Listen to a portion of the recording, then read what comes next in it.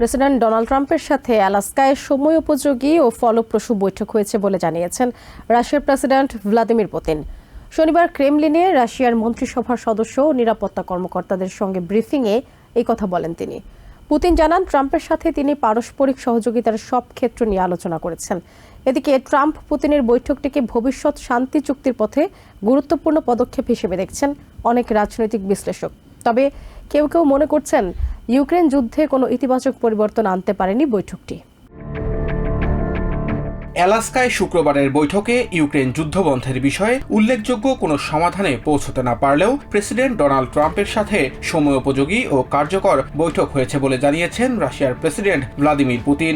শনিবার রুশ প্রশাসনের কর্মকর্তাদের সাথে ব্রিফিংয়ে তিনি জানান, ইউক্রেন সংকটের ন্যায্য সমাধানের বিষয়ে খোলামেলা আলাপ করেছেন তারা। অনেকদিন হয়ে গেছে যে আমরা এই ধরনের এবং এই পর্যায়ের সরাসরি আলোচনা করি। প্রথমেই বলতে চাই, এই সফর সময়োপযোগী এবং খুবই ফলপ্রসূ হয়েছে। আমরা আমাদের সহযোগিতার প্রায় সব ক্ষেত্র নিয়ে কথা বলেছি। সবার আগে ইউক্রেন সংকটকে একটি ন্যায্য ভিত্তির ওপর মীমাংসা করার সম্ভাবনা নিয়ে আলোচনা করেছি আমরা। ইউক্রেন সংকট মোকাবেলায় আমেরিকার পদক্ষেপকেও সমর্থন জানান পুতিন।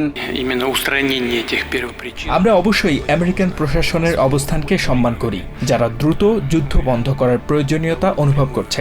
আমরাও এটি চাই। আমরা শান্তিপূর্ণ উপায়ে সব সমস্যার সমাধান করতে চাই। আলোচনাটি খুবই খোলামেলা এবং তথ্যবহুল ছিল এবং আমার মতে এটি আমাদের প্রয়োজনীয় সিদ্ধান্তের কাছাকাছি নিয়ে এসেছে। বৈঠকটি তাৎক্ষণিক যুদ্ধবিরতির দিকে না গেলেও এটি ভবিষ্যতের শান্তি চুক্তির পথ খুলে দিতে পারে বলে মনে করছেন রাজনৈতিক বিশেষজ্ঞরা। একটি জনমত জরিপেও দেখা গেছে, সম্পূর্ণ বিজয় না পেলেও শান্তি চুক্তির পক্ষে রয়েছেন ইউক্রেনের 60% বেশি নাগরিক। রাশিয়ার রাজনৈতিক বিশ্লেষক গ্রেগরি বোব বলছেন, এই বৈঠক ইউক্রেনের জন্য কোনো সুখবর আনতে না পারলেও পরস্পর লাভবান হয়েছে মস্কো ও Washington.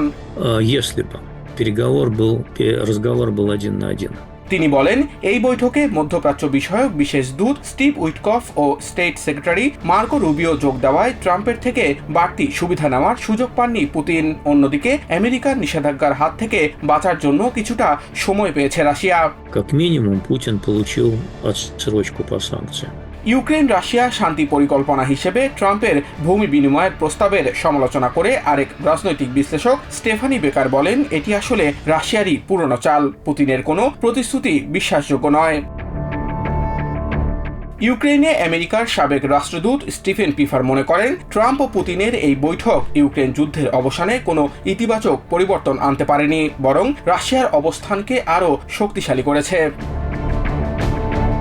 Samiul Bari Shihab, TVN 24 news desk. New York থেকে সম্প্রচারিত TVN 24 টেলিভিশন বিশ্বজুড়ে বাঙালির কণ্ঠস্বর।